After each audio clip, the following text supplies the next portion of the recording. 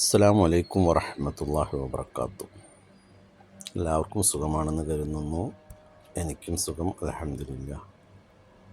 എന്തായാലും കുറച്ച് നാളുകളായി വീഡിയോ ഒക്കെ ഇട്ടിട്ട്, പിന്നെ പനിയും ചുമ, ഛർദി, തലകറക്കം, അങ്ങനെ ഒരുപാട് അസുഖങ്ങളൊക്കെ ഉണ്ടായി.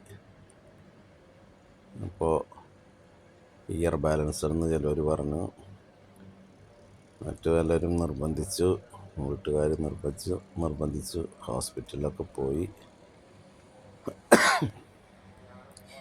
ECG എടുത്തപ്പോൾ ആദ്യം തന്നെ ഡോക്ടർ ഞെട്ടി. കാരണം അതിലൊരു അറ്റാക്ക് വന്നതിൻ്റെ ഒരു വേരിയേഷൻ കണ്ടു. അങ്ങനെ ആ ഡോക്ടർ ഷെയ്ഖ് ഖലീഫ ഹോസ്പിറ്റലിലേക്ക് വേഗം തന്നെ വിട്ടോളാൻ പറഞ്ഞു.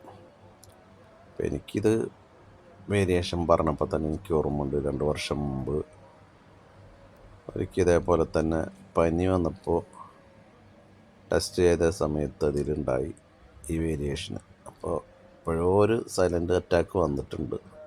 എന്തായാലും അള്ളാഹു കാത്ത് രക്ഷിക്കട്ടെ എല്ലാവരെയും, ആമീൻ. പിന്നെ ഇപ്പോൾ മരിക്കണേന് പേടിയൊന്നുമില്ല, എന്നായാലും നമുക്ക് മരിക്കണം. എന്തായാലും അള്ളാഹു നല്ല മരണം തരട്ടെ, ആമീൻ. പിന്നെ ഈ കേൾക്കുന്നതും കാണുന്നതൊക്കെ, സോഷ്യൽ മീഡിയ അങ്ങോട്ട് തുറന്നു കഴിഞ്ഞാൽ കാണുന്നതും കേൾക്കുന്നതൊക്കെ നമുക്ക് വളരെ വിഷമമുള്ള ഓരോ കാര്യങ്ങൾ തന്നെയാണ്.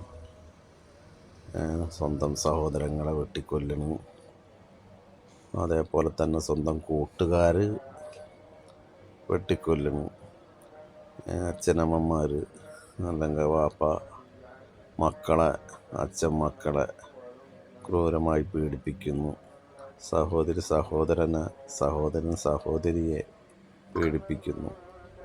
ഇങ്ങനെ ഓരോ വാർത്തകളും കേൾക്കുമ്പോൾ നമുക്കൊരുപാട് വിഷമങ്ങൾ വരും. അതിനിടയിൽ കുറേ ഇല്ലാത്ത കഥകളുണ്ടാക്കുന്നു.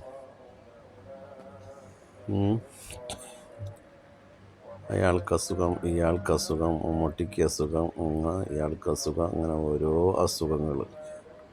ഓരോരുത്തർക്കും ഇല്ലേ അസുഖങ്ങളൊക്കെ. നമ്മളെ അസുഖങ്ങൾ നമ്മൾ നോക്കാം, മറ്റുള്ളവരുടെ അസുഖങ്ങൾ അവർക്ക് ചികിത്സിക്കാൻ പണമുണ്ടവർ ചികിത്സിക്കും. അവരോട് ഇഷ്ടമുള്ളവർ പ്രാർത്ഥിക്കുക. അപ്പോൾ ആരെ തൊട്ടായാലും അള്ളാഹു അങ്ങനെയുള്ള രോഗങ്ങളൊക്കെ തൊട്ട് കാത്തുരക്ഷിക്കട്ടെ എന്ന് ദുആ ചെയ്യുക. അല്ലാതെ ഇല്ലാത്തതും ഉള്ളതും ഇങ്ങനെ പെരുപ്പിച്ച് ഓരോന്ന് പറഞ്ഞു ആക്കൽ. എല്ലാ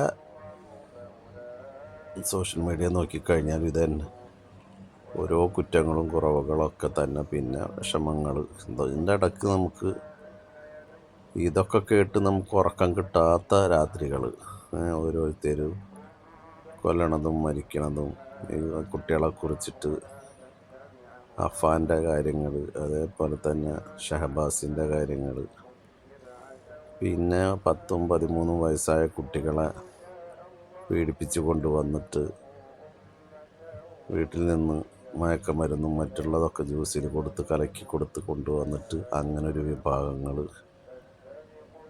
അങ്ങനെ പല കാര്യങ്ങൾ കൊണ്ട് നമ്മുടെ നാടാകെ കുട്ടിച്ചോറായിക്കൊണ്ടിരിക്കുന്നു. അതിൻ്റെ ഇടയിൽ നമുക്ക് ഉറങ്ങാനും സമയം കിട്ടുന്നില്ല. കാരണം ഉറക്കത്തിൽ തന്നെ അത് അങ്ങോട്ടും ഇങ്ങോട്ടും തിരിഞ്ഞും മറിഞ്ഞും കിടക്കണം. കാരണം നമ്മളെ മനസ്സിൻ്റെ ഉള്ളിൽ ഈ വക വിഷമങ്ങൾ നമ്മുടേതല്ല എന്നുണ്ടെങ്കിലും നമുക്ക് മറ്റുള്ളവരതാകുമ്പോൾ നമ്മുടെ വിഷമമായിട്ട് തന്നെ നമുക്കുണ്ടാവും. അത് ജാതിയോ മതമോ ലിംഗഭേദങ്ങളൊന്നുമില്ല. നമ്മളെ സ്വന്തം കൂടപ്പിറപ്പുകളായിട്ട് തന്നെ നമ്മൾ മറ്റുള്ളവരെല്ലാവരും കാണുന്നത് കൊണ്ട് തന്നെ നമുക്ക് ഓരോരുത്തർക്ക് വിഷമം ഉണ്ടാകുമ്പോഴും ആ വിഷമങ്ങളൊക്കെ നമ്മുടെ വിഷമമായിട്ട് നമുക്ക് തോന്നും. അപ്പോൾ നമുക്കും ടെൻഷൻ ഉണ്ടാവും.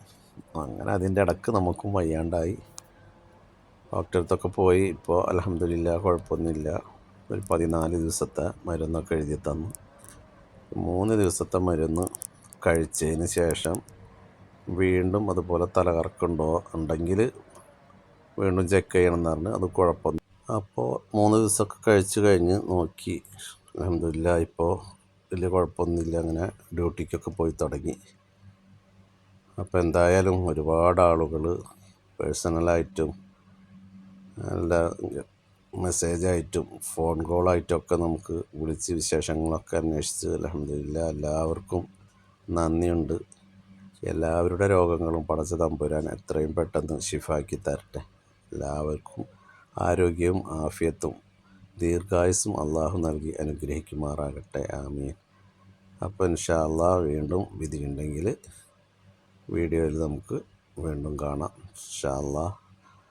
അള്ളാഹു ഈ മാസത്തിൻ്റെ ഹക്ക് ജാഹ് ബർക്കത്ത് കൊണ്ട് നമ്മുടെ എല്ലാവരുടെയും ഹലാലായ മുറാദ് ഹാസിലാക്കി തരട്ടെ. അസ്സലാമു അലൈക്കും.